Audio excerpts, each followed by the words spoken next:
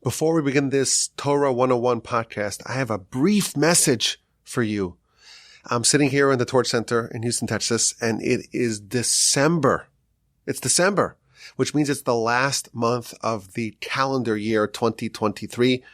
And I want to reach out and make a brief and gentle appeal for your support in 2023 to support the great work of Torch. As you know, we have one fundraiser a year. And we already did our fundraiser in the early parts of 2023, but always try to get one donation from everyone a year. If everyone gives one donation every calendar year, we will have the strength to continue, have the support to continue. So if you have yet to support the great work of Torch in 2023, please consider making a donation, visiting our website, torchweb.org. You can find the link in the description. Give us some support. Help us in 2023. We could use your support. Our fundraising cycle is quite cyclical, and we've kind of ran out of the funds from our fundraiser.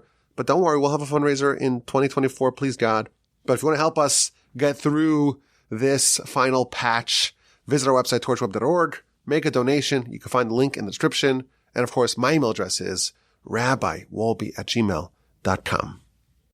We have arrived at the 13th and final principle of Rambam's 13 Principles of Faith. We started this project in January of 2019. And if you do the math, it's been 68 episodes covering the first 12 principles. And now we're up to principle number 13, which is the resurrection of the dead. And a quick refresher, Rambam is a very significant personality in Jewish history. He lived in the 12th century. He's one of the monumental figures of our people's glorious history.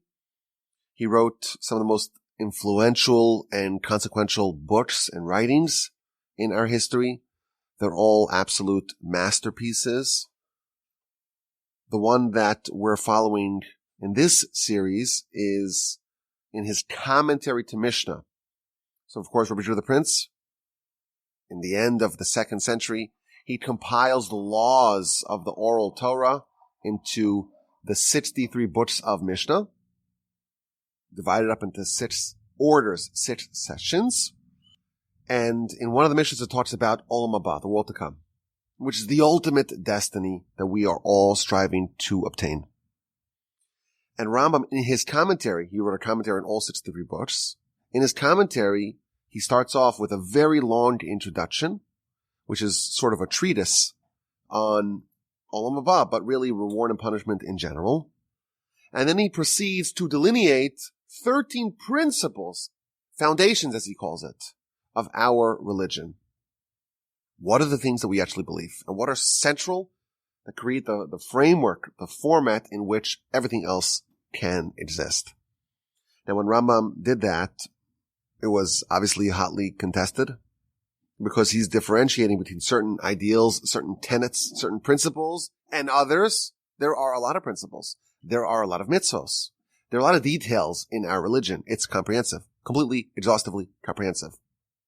Rambam separates 13 ideas and says these are the principles, and without this, you don't have a religion. When someone makes a claim like that, it's obviously going to arouse some pushback, which it did, and it was hotly contested and debated in its time. But ultimately, Rambam prevailed, and it became universally accepted by all of Israel as the framework of our religion. In fact, in multiple places, it is incorporated into our prayer, into our liturgy. So these beliefs, they have been accepted. These are the central beliefs of our people. As we mentioned in the past, it's broken down into 3 main categories. The first 5 address the notion of God. Of course, you cannot have our religion if you question the idea of God, obviously. But what does that mean? He breaks it down to 5 different elements. Section number 2 is Torah. So Torah, of course, presupposes prophecy and the prophecy of Moshe and the idea of a divine Torah and the idea of a divine Torah that doesn't change. Those are the 4 elements that he tells us our central beliefs in the middle section, namely that of Torah, and finally reward and punishment, which we of course talked about, Olam Haba, the Almighty's omniscience, his total knowledge, of course Messiah, which we just finished, which is principle number 12, and finally the final element of reward and punishment, and the capstone, the conclusion of the 13 principles, and that is Tchias HaMesim, resurrection of the dead, of which there are many, of course. They will come back alive. That is this principle. And our objective in our study of this principle, as it has been hitherto, it's to study the principle as comprehensively and completely as possible. And we're going to try to hopefully gain, please God, a fundamental understanding of it and maybe all of its dimensions to the best of our abilities. And it's not getting easier. Maybe the 13th may be the hardest one of all 13 to really understand. It is not clearly explicated. Maybe that's by design, but it's not clearly explicated in the sources. There's a lot of work that we need to do to be able to unpack this principle and all of its elements. But of course, we don't shy away from a challenge. So let's begin. We're going to begin with actually citing the words of the Rambam, what he says about it, and then we'll try to get more of an introduction to the subject, which we will cover, of course, in subsequent get-togethers. He begins by telling us that this principle is a foundation of the foundations of Moshe, our teacher. And there is no religion, and there is no connection or association with the religion of Judaism to someone who does not believe in it. So he gives us a very strongly worded statement about resurrection, that it's a critical, foundational, indispensable element of our religion. And then he tells us resurrection is only for the righteous. He gives us this component, that when we're talking about resurrection as a principle of faith, it's only for the righteous. And he cites a midrash to this effect. The midrash says that when we have bountiful rain, everyone benefits. If it's a good rainy season, it makes the lands really fertile. You have two neighboring farmers, one's righteous, one's wicked, they both equally benefit. However, resurrection, it's only for the righteous. So it's interesting, the Rambam is highlighting the fact that resurrection in this context is only for the righteous. And then he adds, the Talmud tells us, that the righteous, when they are dead, they're actually alive. And the wicked, when they're alive, they're actually dead. The Torah has a very different definition of life and death. By our standards, if someone has brain activity, if someone has a pulse, if someone has consciousness, if someone's able to talk or to walk, we would define them as alive. If someone is a cadaver, they're a corpse, and they're not conscious in a way that we can perceive.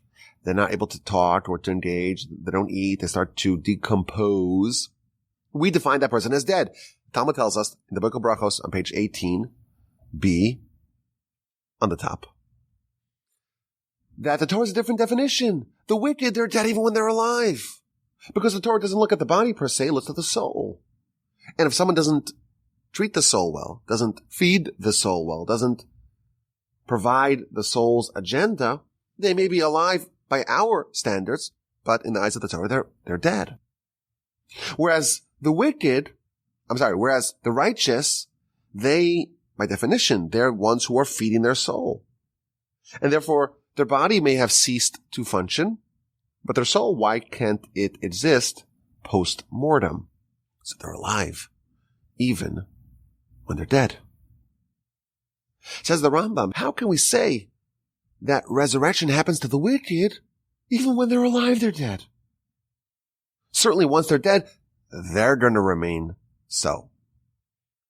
The Rambam is insistent that resurrection in this context is only for the righteous, which is an important note to keep in the back of our mind. We're just going to do an introduction today, but we'll hopefully pursue this further.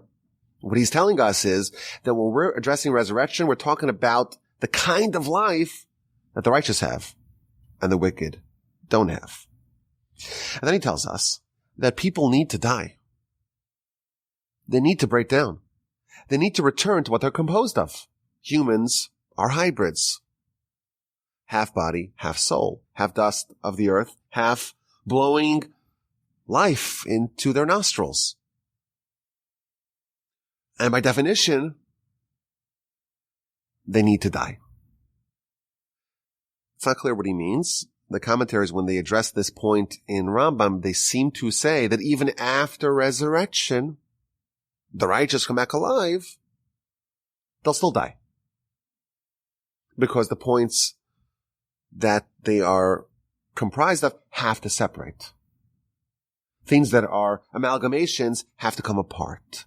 Things that are comprised of various components must be broken down to their component parts, which is a subject of great debate. Now, because this is the 13th and final principle, Rambam offers a conclusion. And he talks about the importance of these 13 principles, and he uses very harsh, very strong words. And he tells us that when a person believes all of these principles, and it becomes clear to them, and they have real faith in them, then they can be part of Israel. And someone like that, they're not just biologically Jewish, culturally Jewish, in their pedigree they're Jewish. Their beliefs, their ideologies also Jewish. And it's so important to love that person and to be merciful upon that person. This is what renders someone into an ideological Jew, not just birthright. These 13 principles. And if such a person who believes these 13 principles, but they sin, they may have followed the ways of the Yitzhahara. Nature may have overwhelmed them. Yes, they will be punished for their sins. But nonetheless, they merit a portion in Olam Haba. Eternally, they have life. Of course, the sin must be addressed. No sin goes unpunished. If you don't repent, you will have to address for it. 100%. But Olam Haba will remain their destiny. He calls them the wicked of Israel, but they're still part of Israel. However, if a person repudiates any one of these 13 principles, they have excluded themselves ideologically from the nation of Israel. They have rejected, they are heretics on central beliefs, and they're called amin, or napakoros. These are names for various names of heretics, apostates.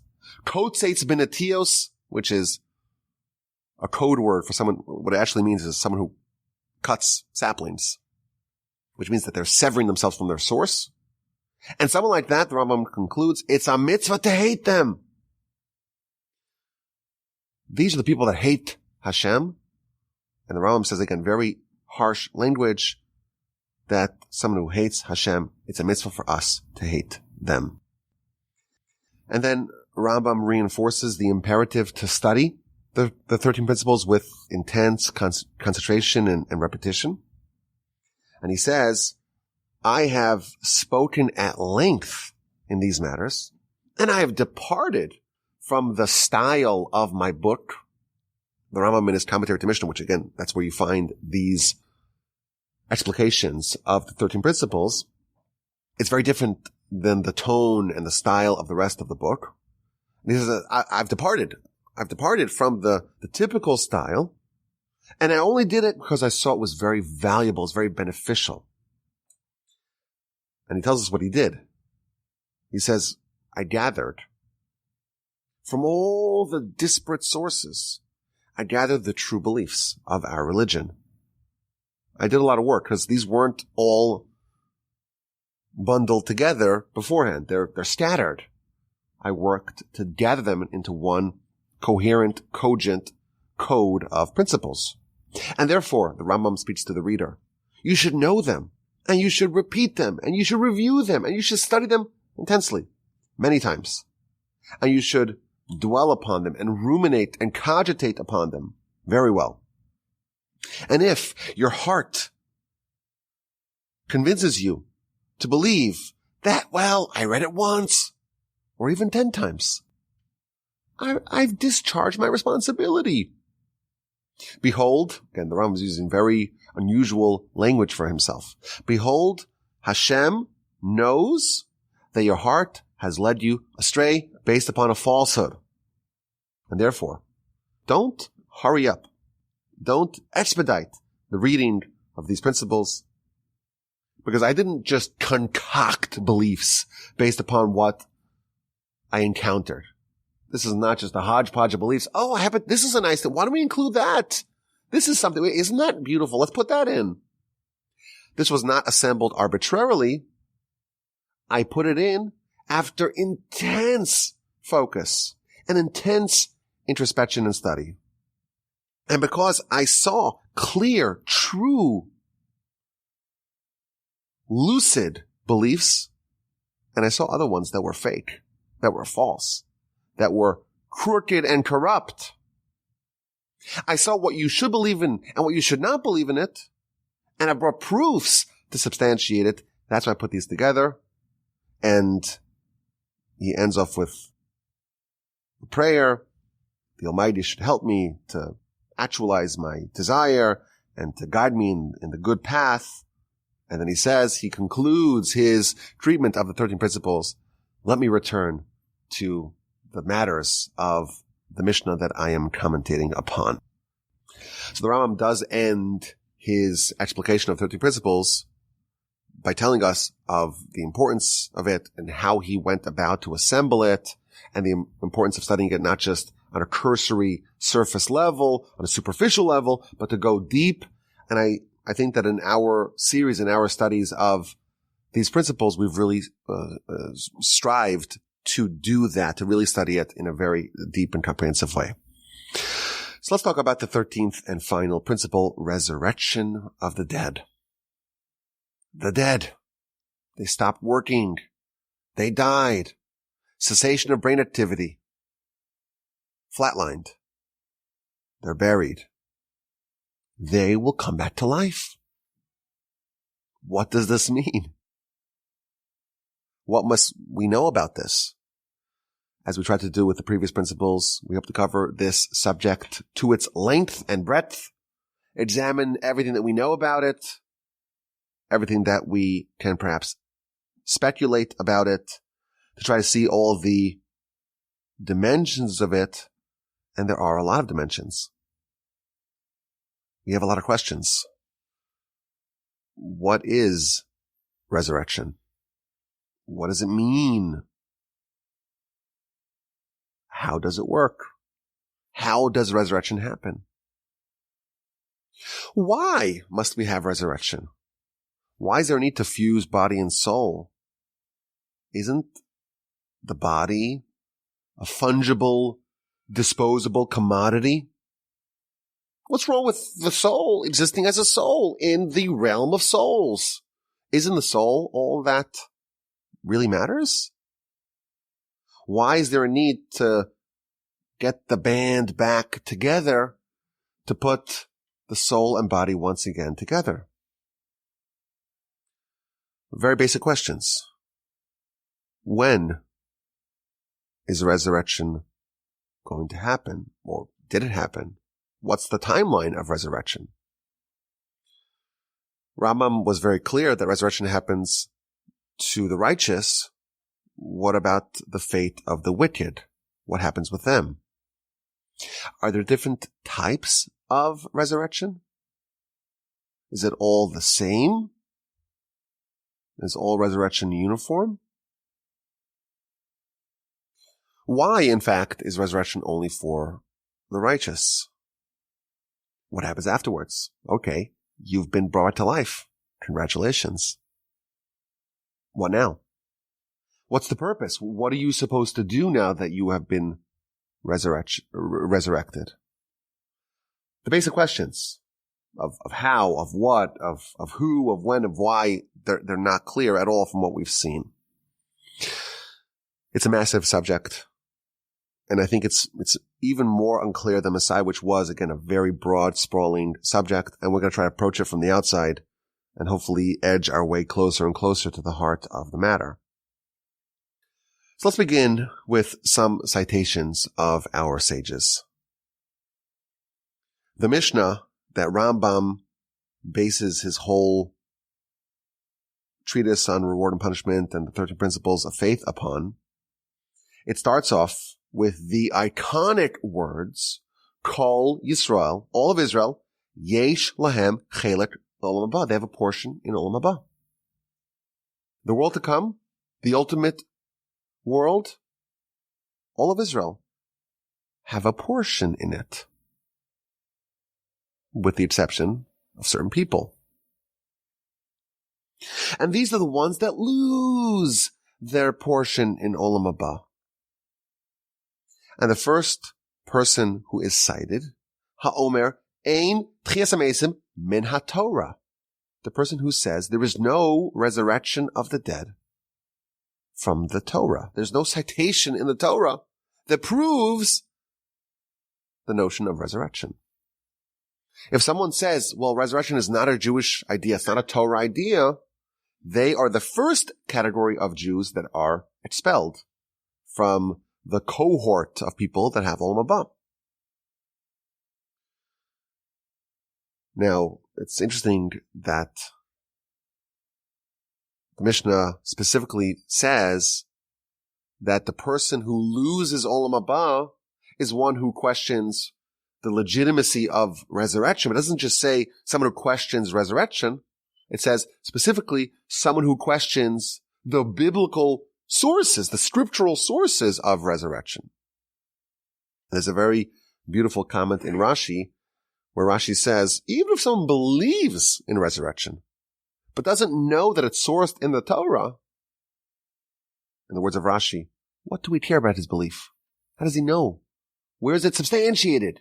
If it's just a belief that's not grounded in something real, if it's just some nice idea that a person has, that would not suffice. You have to really understand it. And you have to know that it's legitimized, and substantiated in the Torah.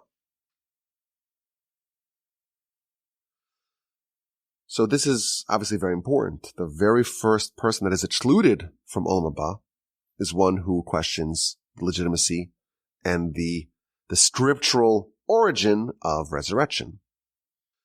But what exactly is resurrection? The Rambam gives us very, very sparse details here. He does write more elsewhere. In fact, there's an entire work, a treatise of Rambam on Tchias HaMesim, on resurrection. Hopefully we'll get to that in due course. But just as an outsider, my initial analysis, I think, reveals maybe 4 different definitions to the idea of resurrection. And again, we're with the very early stages of just trying to understand the concept. So I think on a most basic level, something that we're all very familiar with. At night, we go to sleep. The Talmud tells us that sleep is an element of death. It's a 60th of death.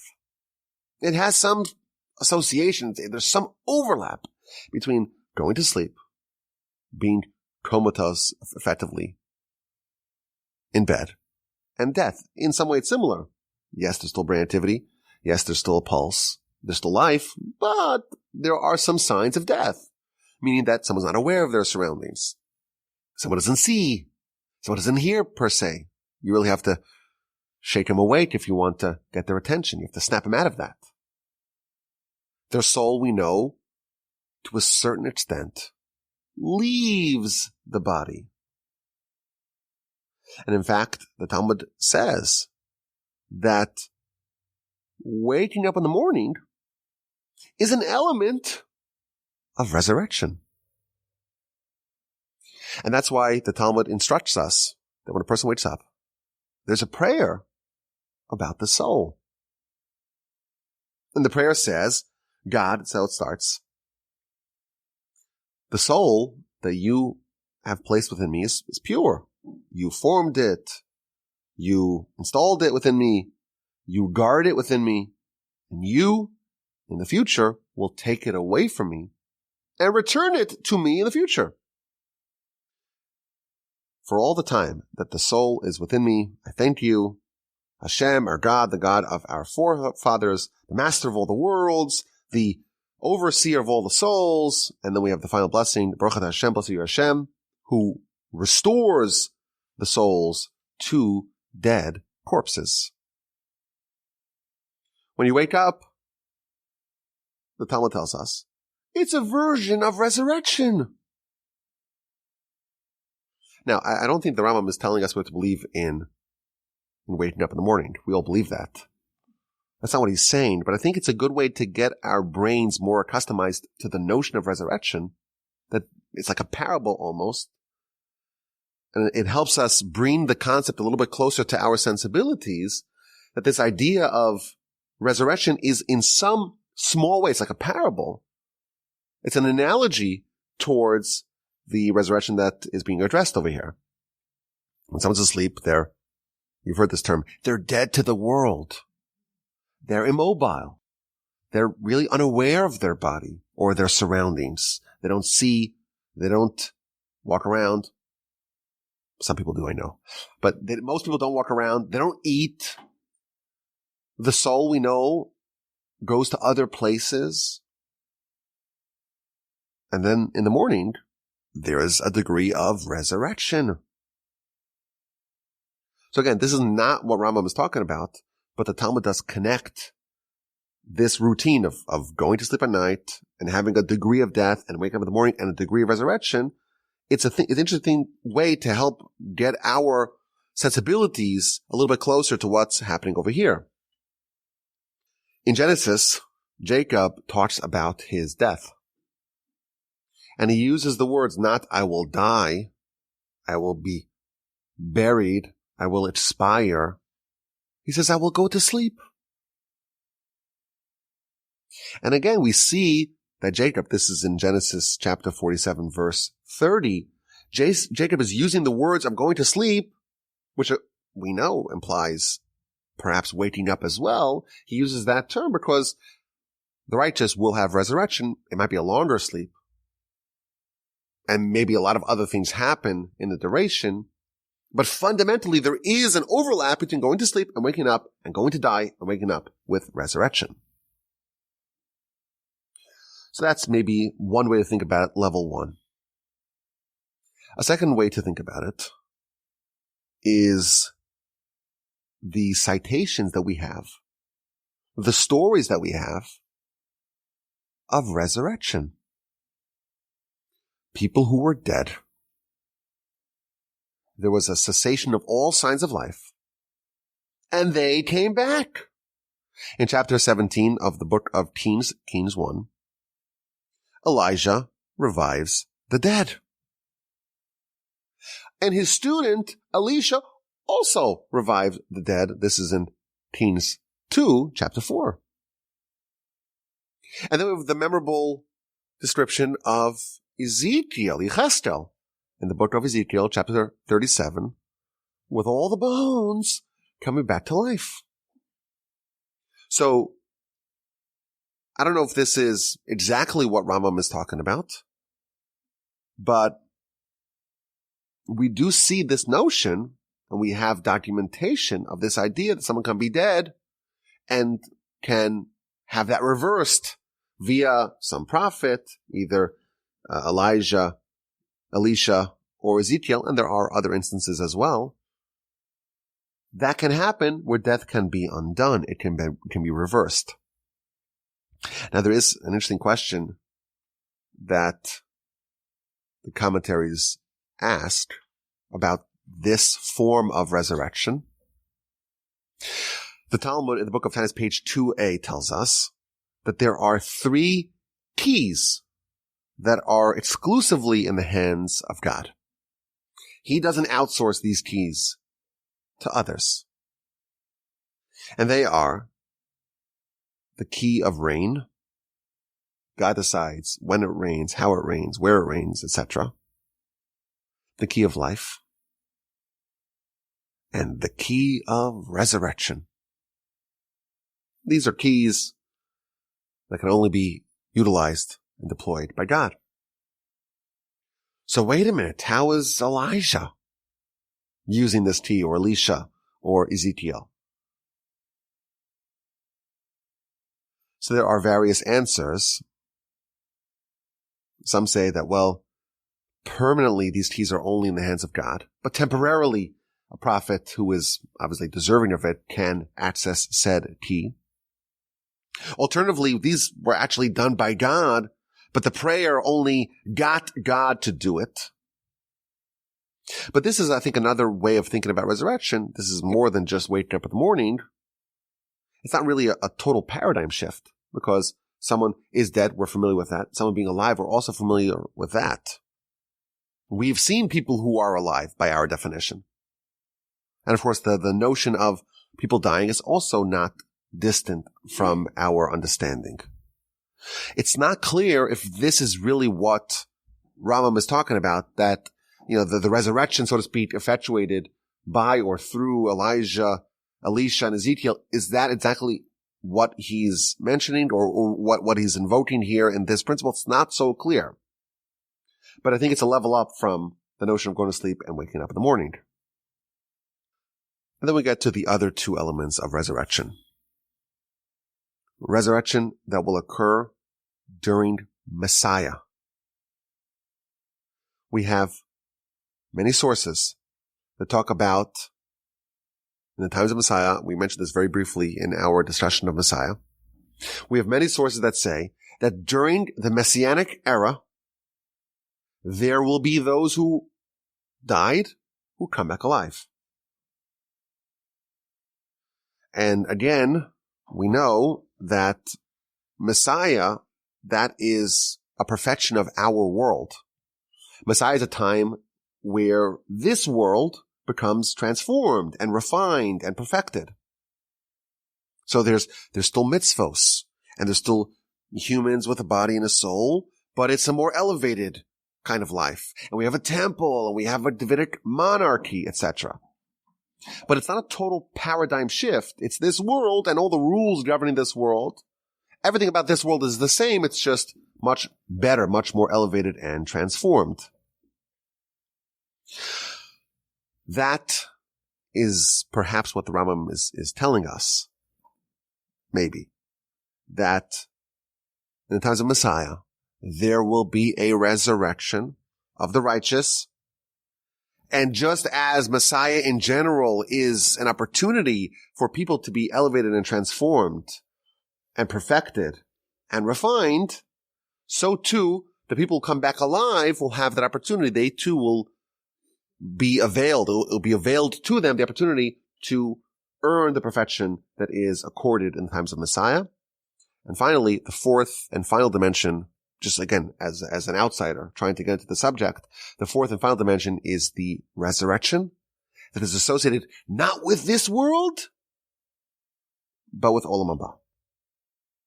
And that is something which is a total paradigm shift, because everything that we know about this world does not apply in the world to come. There's almost no overlap between our world and the next world. Even the great prophets were told they were not capable of understanding, of visualizing, of understanding in a fundamental way what it means Olam Haba. And the sources are clear. Just as we have sources that tell us that there's a resurrection in the times of Messiah, the sources are very clear that there is a resurrection that is linked to Olam Haba. And you don't have to go very far. Once you finish the Mishnah about all of Israel has a portion of the world to come, besides for these people, lists all the people. The very first line in the Talmud, which is the commentary on the Mishnah, the Talmud asks the following question. V'kol kach lama. Why so harsh? Why does someone who rejects resurrection, why do they lose their portion Olam Haba? It seems a little bit draconian. Seems harsh. Seems very severe. And the answer will leave no doubt about the link between Olam Haba and resurrection. Who kafar b'tchias hamesim? The person who repudiates resurrection of the dead. Therefore, it's only fitting that he loses his resurrection of the dead. Again, if you read this Talmud, it's abundantly clear. The Talmud is saying that resurrection of the dead is synonymous with Olam Haba. Because again, the Mishnah says, these are the people who lose Olam Haba. The first person who loses it is someone who rejects resurrection of the dead. Why, says the Talmud? Well, if you reject it, you don't have it. It's obvious. It seems fitting. Tit for tat. If you don't want this, you don't believe in this, okay, you don't have this. But the Talmud is using resurrection of the dead and Olam Haba interchangeably. Because the Mishnah is talking about why someone loses Olam Haba, and the Talmud says, well, you lose Olam Haba if you don't believe in resurrection because you lose resurrection. And there's no portal, there's no pathway to get to Olam Haba without resurrection of the dead. So evidently we see that resurrection is not only about going to sleep, waking up, or Elisha bringing back someone to this world, or even in times of Messiah when this world is more perfected and elevated and refined, the righteous coming back to achieve their elevation that they need in the times of Messiah. There is an element of resurrection that is some sort of portal and pathway to Olam Haba. And if you don't have resurrection, definitionally, the Talmud tells us, you don't have Olam Haba. Now, which one of these four is Rambam addressing? Rambam is completely moot at this point. We have no idea. Or, again, maybe we do have an idea, but at least upon initial study of his words, we don't really see it. Now, again, we're just trying to kind of survey the landscape here before we go deep into any of these subjects. The Mishnah tells us that you have to believe in resurrection to be a member of Olam Haba. But it's not enough to believe in resurrection. You have to also believe that the source of resurrection is in the Torah. So the Talmud says, okay, well, where's the source? Citation needed. Where does it say in the Torah that the dead will come back alive? So the Talmud begins to cite numerous sources that prove this point. And the first proof is about tithes. We know that there are all sorts of tithes that you must do to be compliant with the laws of tithes in the Torah. Got to give 10% to the Levite. You got to give 2% to the Kohen. The 10th animal is the tithing of the animals. The first 3 years of a fruit tree. There's many laws. And then there's year 7, where's the cessation of work, the Shemitah. Year 50, the Ovel. There is a tithe called Trumas Meiser. It's like a tithe for a tithe. I give 10% of my field, of my yield, to the Levi. The Levi, in turn, has to pay his taxes, so to speak. He's got to give 10% of that to the Kohen. And this is featured in the book of Numbers, chapter 18. And the verse is like this. The Levite takes 10% and gives it to Aaron the Kohen. Wait a minute. Aaron died before the conquest of Canaan and before any of the laws of tithing were implemented. He never entered the land. He was buried on Mount Hor, outside the land. Aaron was never a recipient of this tithe, the tithe from the tithe that the Levite gives to the Kohen. Yet it says, the Levite gives it, doesn't say to the Kohen, generically, to Aaron the Kohen. Concludes the Talmud, it must be that Aaron at one point will be a recipient this tithe from a tithe. You give 10% to the Levite, and the Levite gives 10% to Aaron the high priest. Aaron's dead. And he died before these laws were ever implemented. It must be that the Torah is telling us that Aaron will once again rise from the dead and receive the tithe from the tithe. We have a conclusive proof in the Torah from the book of Numbers, chapter 18, verse 28, to the concept of the resurrection of the dead. Now, this is a very interesting proof, obviously. The Talmud doesn't cite any way to rebut it, but there's an amazing comment in Rashi, which throws a little bit of a wrench, but there's a lot of wrenches already in the subject. When the Talmud says that Aaron will come back alive, Rashi says he'll come back alive le olam haba, for olam haba.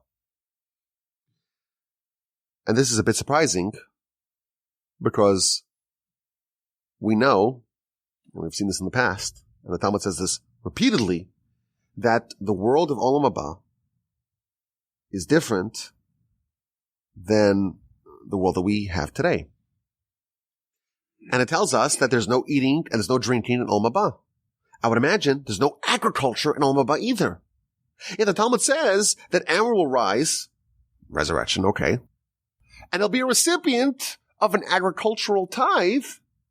Evidently, the world that he's coming back to, it's a world where agriculture still exists. Yet Rashi says in his comment, Aaron will rise le olam haba, for the purpose of olam haba. It's a little bit of a problematic Rashi, but any problem is another insight that we can perhaps pursue. Regardless, this is yet another source that makes it clear, this Rashi comment is another source that makes it clear that resurrection is intimately linked with olam haba. A second proof. This is all from the book of Sanhedrin on page 90b. What's the source for resurrection in the Torah? So we have one from Aaron. We have a second one from Abraham, Isaac, and Jacob. In the beginning of the book of Exodus, Parshas Va'era, Hashem tells Moshe, I will uphold my covenant that I made with the forefathers. This is when Moshe didn't want to go back because, he started to try to save the Jewish people, but their conditions worsened. And God differentiates the relationship that he had with the forefathers and the relationship that he's having now with Moshe. And then God says, this is Exodus chapter 6, verse 4, I will uphold my covenant with them, Abraham, Isaac, and Jacob, to give them the land of Canaan. It doesn't say to give to you, to the nation, the land of Canaan. To give them. Well, they died in the past, and they died before the nation that they spawned acquired the land, conquered the land, settled the land. They must be, they're coming back. And they're coming back, and then this will be fulfilled. The covenant where God promised to give them the land, it will be fulfilled after the resurrection.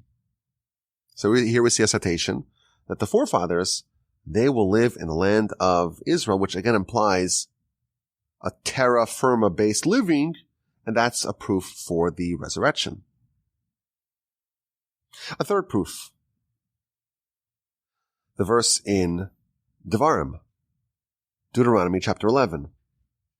This is part of the Shema, the second paragraph of the Shema, where again the verse says that God promised your forefathers to give them the land of Israel. Not to give you, to give them. Must be they're coming back. Seems pretty airtight and convincing. A fourth proof. This is also from the book of Devarim, chapter 4, verse 4. You are cleaving to Hashem your God. Chaim kulchem hayom. Life, all of you today. Life, all of you today. That's what it says. Everyone's alive today. The word today, the Talmud understands, is superfluous. Obviously, it's talking to everyone today. So what does it mean? Why would you have to add the extra word? It must be that this verse is telling us that the life that you have today, you will have in the future as well. And you'll be alive in the future as you are today. Now, I'm just giving you some example, a little bit of flavor of how the Talmud proceeds to unpack this subject. It cites numerous such proofs, more than a dozen, to substantiate the notion of the resurrection of the dead from the Torah. There are many, many sources, as we've seen. It's not clear why this is all needed. The Mishnah says, you have to believe in resurrection of the dead, and then it comes from the Torah. Okay, so one proof would suffice, you would imagine. Why does the Talmud labor to find so many inferences in the Torah to the principle of the resurrection? Perhaps, again, this is just me speculating as a total outsider to the subject. Perhaps these are not necessarily proofs to the same idea. Maybe each proof is a different element, a different dimension of resurrection. And again, we're total outsiders. It's a murky and opaque subject. But from the fact that the Talmud really belabors this idea of trying to find sources of the Torah for the resurrection, maybe there's more nuance than what appears to be on the surface. But we're just trying to get comfortable with this whole idea of the dead coming back alive. And I want to cite some sources, some pieces in the Talmud about the resurrection, which I think will help bring the concept a bit closer to us. There's a very interesting motif that repeats itself in the Talmudic literature about the resurrection. The Talmud records many conversations between great rabbis and Roman nobility about the subject of resurrection. Now, this is an interesting idea, the idea of the dead come back alive. It fascinates us. Apparently, it fascinated the Romans as well.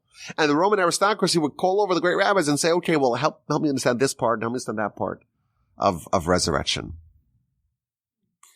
And the Talmud cites a bunch of examples of conversations. It documents conversations between the Roman leaders and high society and the greatest rabbis of the era. Here's some citations. This is again from Sanhedrin 90b. Cleopatra the queen. She asked Rabbi Meir.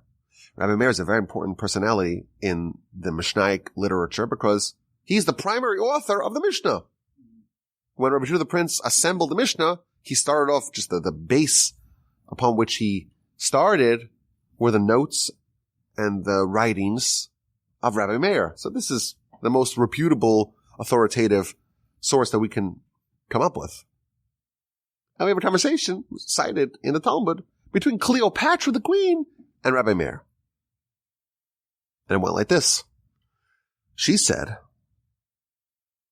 I know that the dead will come back alive. I don't question that. That she accepts. But when they come back alive, will they be clothed or will they be naked? That was her question. Is it a silly question? It sounds kind of silly. That's what she said. And he responded, I will prove to you from a wheat kernel. When you bury, remember that word, you bury a wheat kernel.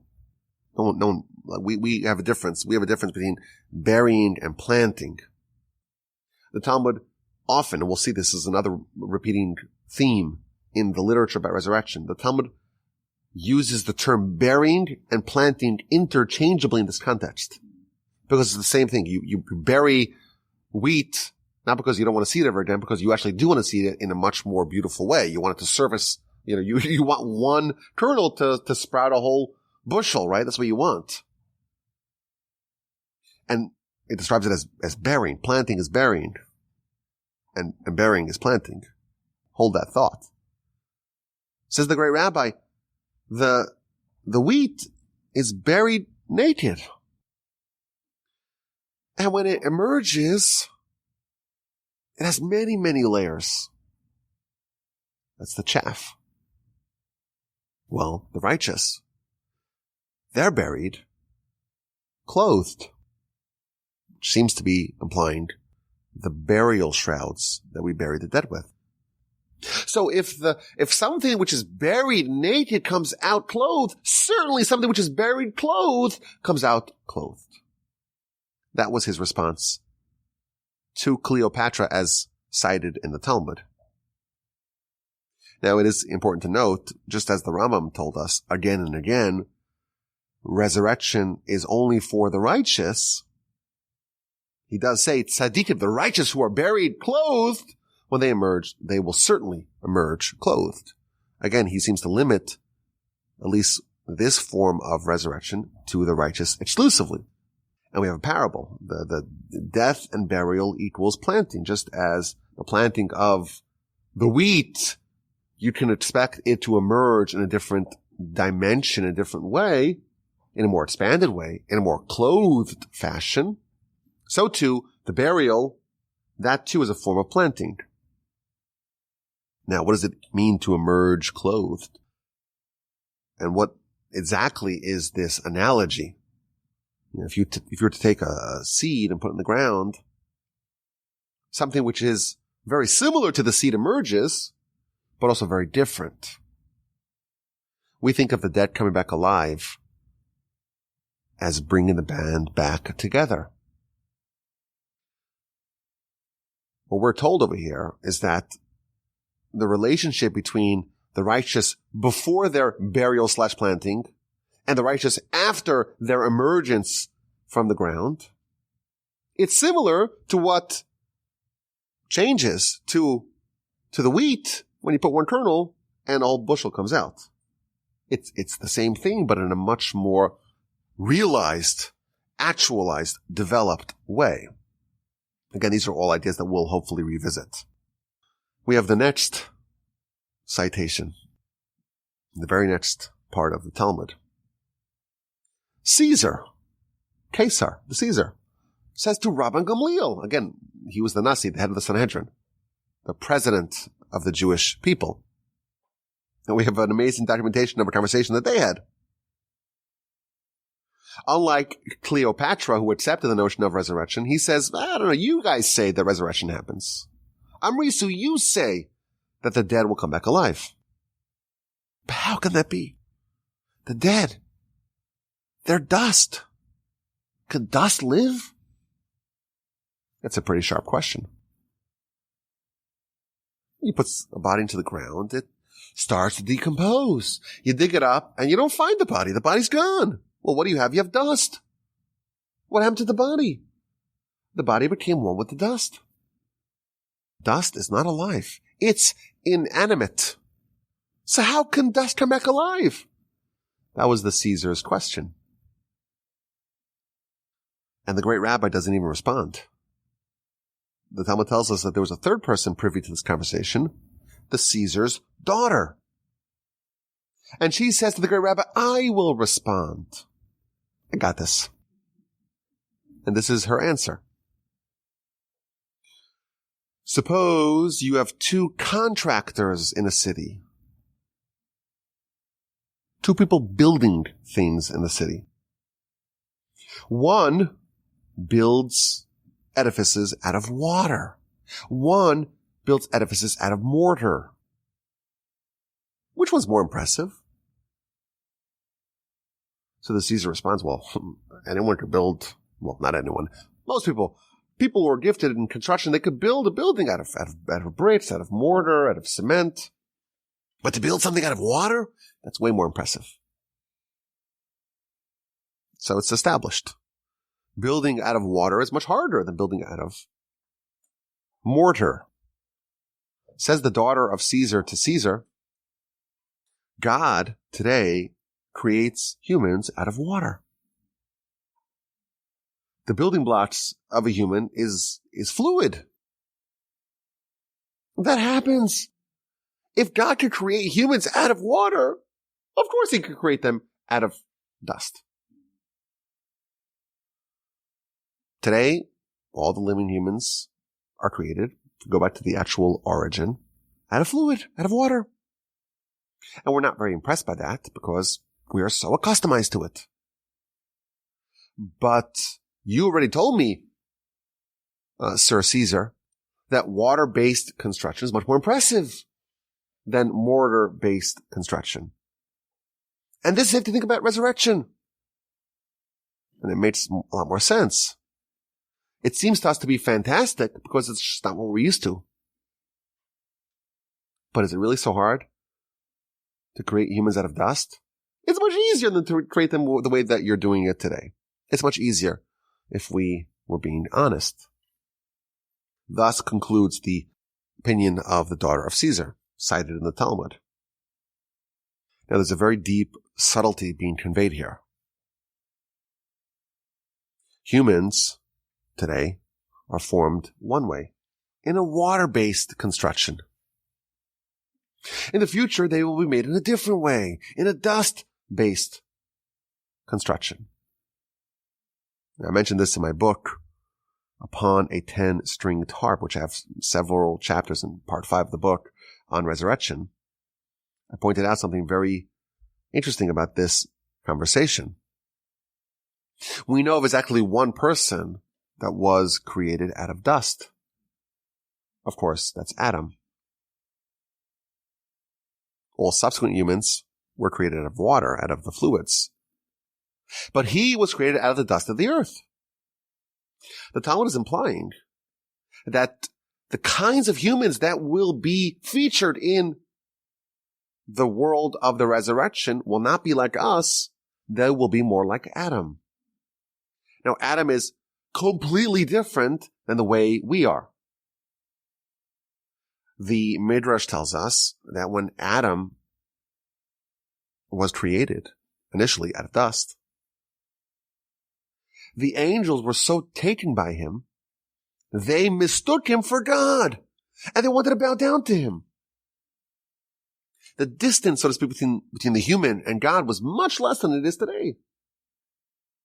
Angels do not conflate us with God. I guarantee you that. They do not. But Adam, created from the dust, was a completely different paradigm.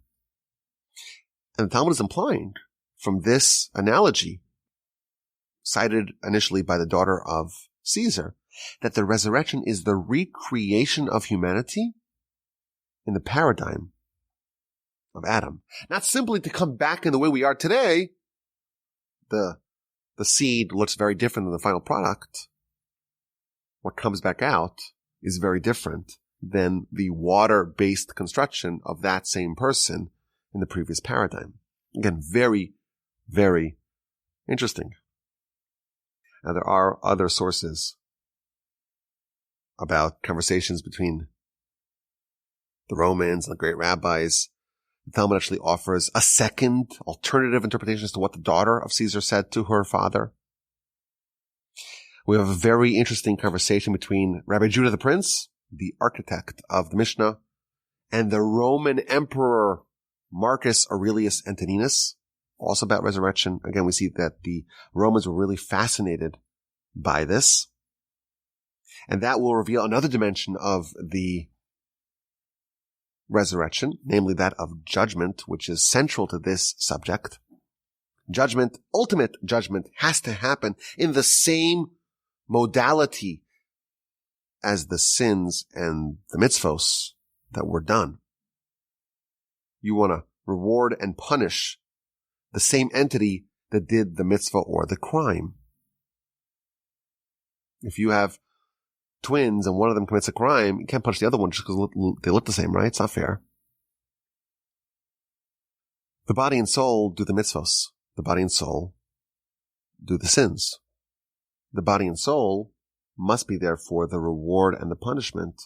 And we'll see more about that and the very fascinating conversation between Rabbi Judah the Prince and Antoninus that really bears that out. But we're just getting warmed up here. There are many dimensions of this subject that we hope is not to dive into deeply.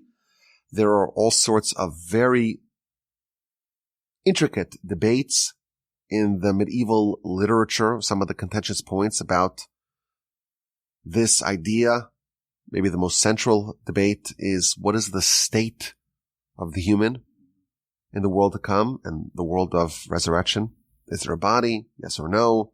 What's the nature of said body if there is a body? We'll try to get into that as well.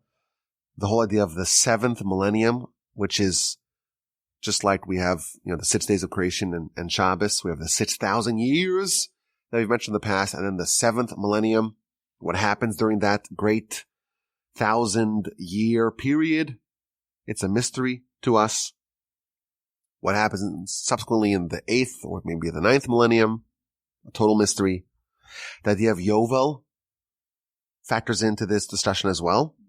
Because Yovel is the notion of 6 years, then the 7th, and then another 6 years in the 7th, and then another 6 years in the 7th, and 7 cycles of 7. And finally, it spins out of the 7-cycle format, and it goes into year 50, which is not year 1 of a cycle, but it's something else. It's an entirely different dimension. That is very much associated with the notion of resurrection of the dead and Olam Haba, as we shall hopefully see. There is in the literature this great, awesome day of judgment, this idea of final reconciliation of everything. A lot of subjects lay before us. There's a lot to talk about, and we're just getting started. We are at the point of the 13th principle, 13th one, resurrection of the dead. I'm excited to hopefully go through these subjects with y'all in the ensuing weeks and months. Again, I'm at the beginning stages. There's a lot to read, a lot to study, a lot to analyze, a lot to ponder. But hopefully with the help of the Almighty, we will be able to go through this principle and gain a deep fundamental understanding on its various elements and dimensions to the best of our abilities. Again, we'll probably reach points where we'll have to cry uncle and throw up our hands and say, well, this is something which is beyond us. That's okay, as long as we understand what is beyond us. What do we know about what we don't know? That is a very good place to arrive at. Hopefully lay it out and organize it in a systematic way as we've strove to do hitherto. I'm looking forward to doing this. It's going to be really exciting. And of course, my email address is rabbiwolf@gmail.com. I look forward to your questions, your comments, and your feedback. This was a delight. It's a challenge. And I'm looking forward to digging into it with y'all, please God, in the upcoming episodes in the weeks and months to come.